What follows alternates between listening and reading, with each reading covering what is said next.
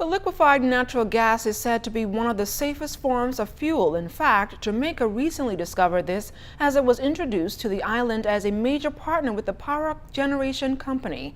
Tonight, in the final part of his series, Clint Watson focuses on the plant and its ability to coexist in an environment heavily based on tourism and marine life. The New Fortress liquefied natural gas plant in Montego Bay, Jamaica, operates out of the busy harbor area where leisure vessels, cruise ships, and other commercial activity take place. The ability to coexist is a big deal on an island where the environment and tourism are key players. Managing Director Brandon McElmurray says at the plant there are 7 large gas storage tanks. Each tank lasts up to a day. We'll kind of get filled and then discharge over the course of 7 or 8 days as the ship comes in and then refills them. So it's kind of a constantly moving, kind of LNG from ship to tank out to power plant and then back again, kind of continuously, 24/7, about once a week.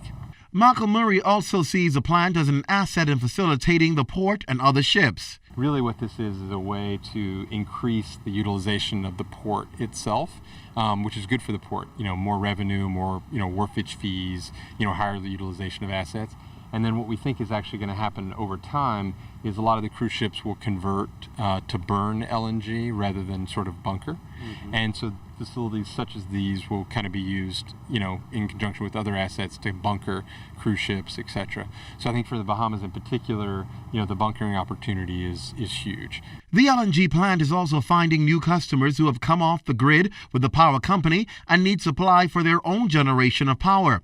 Additionally, officials anticipate factories who have their own power generation facilities to be able to pull up to their terminal and fill their trucks, which look similar to a 40-foot trailer. Pictures these ISO containers that are about the size of a 40-foot shipping container, if you want to think about it that way. Matter of fact, they're sort of sized exactly to be that, so you can transport them around.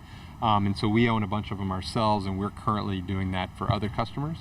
And so we currently have those containers going to Barbados for various, industrial hotels, etc. So it's something that people like a lot, depending on kind of what they're doing around self-generation or backup or whatnot. And if you're wondering, LNG is safer, particularly when it comes to spills, making it a viable option for islands like the Bahamas, where protection of the environment is critical. Natural gas is exactly what it sounds like. It's gas. So there's no such thing as a spill, if you will, like you would for HFO or oil. McElmurray further explained how the process works transporting LNG to land from the mothership, which sits off Jamaica. He says it fills a smaller ship, which offloads into pipes all the way to the storage tanks, which then go through a vaporizer using seawater. One side makes LNG, the other recycles the water back into the ocean at a colder temperature after the LNG is made. The cold water reportedly does not disturb marine life, and in fact, it is claimed becomes a desired habitat. Clint Watson, ZNS Network News.